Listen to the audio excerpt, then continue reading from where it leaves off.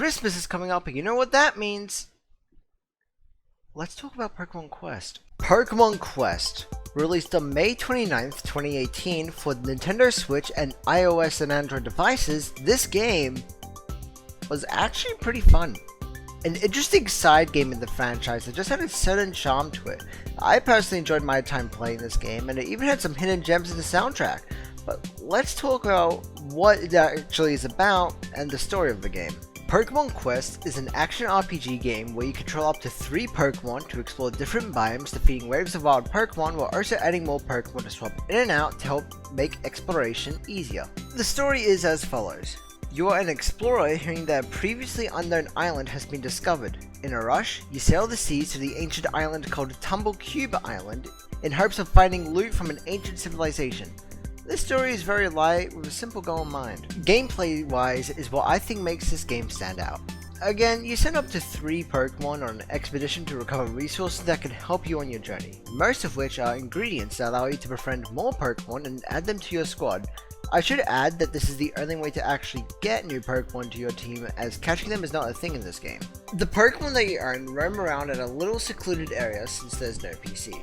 I like this honestly. Seeing the Pokemon run around and sometimes even interacting with each other is always a pleasant surprise. Going back to the gameplay, when loading into a level, the things you can do are pretty bare bones. You command your Pokemon to choose one of 2 attacks, and you can tell your Pokemon to retreat to either reposition or dodge attacks, but apart from that, there's nothing really else. Thankfully, the very first level you get thrown into has the best song in the entire game.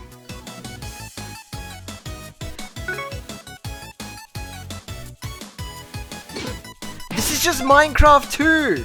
The game contains all original 151 Pokemon from the first generation and even includes shinies, which is wild since I believe this is the first side series Pokemon game on the Switch to do so before Mystery Dungeon Red Rescue Team DX in 2021. At the end of every level, there is always one final big boss Pokemon to defeat. Kinda like in Pokemon Rumble, it could be a variety of Pokemon, mostly evolved depending on the biome you go to. Each time you defeat one of these boss Pokemon for the first time, you unlock a statue that can be put around your base.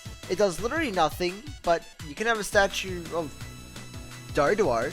If you don't want those boring old statues for your base, however, you can purchase more from the Pokemon using tickets. You can obtain tickets by either claiming your dailies or completing certain quests, and that's decorations you can buy with real life money.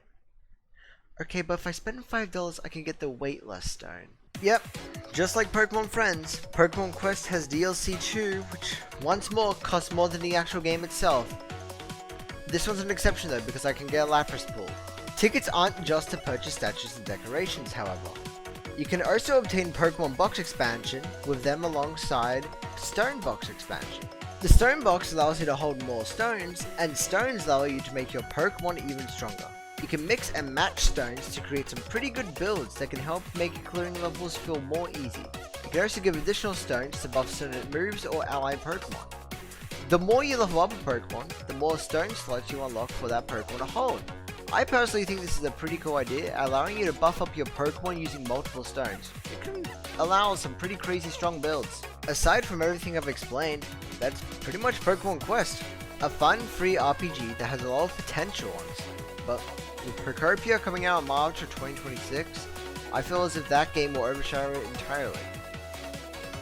At least you still have Lapras Pool.